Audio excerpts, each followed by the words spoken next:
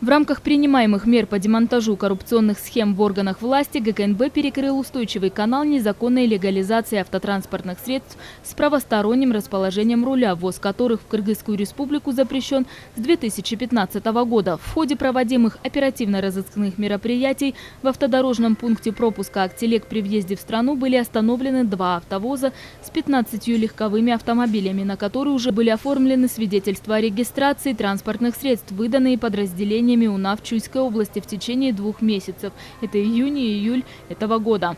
При этом идентификационные номера кузовов, некоторые из них не соответствуют тем, что указано в свидетельствах о регистрации транспортных средств. В настоящее время проводятся оперативно-следственные мероприятия по установлению и привлечению к уголовной ответственности должностных лиц.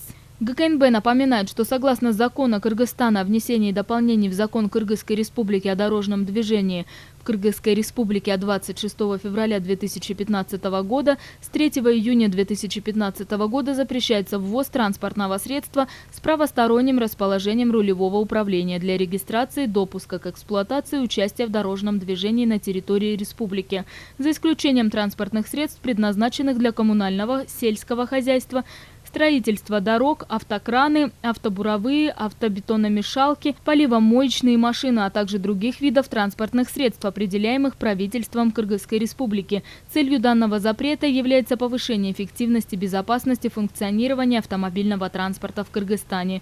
Закон направлен на снижение числа ДТП с участием праворукого автотранспорта. Отмечается, действие настоящего закона не распространяется на транспортные средства с правосторонним расположением рулевого управления, ввезенные до вступления закона в силу.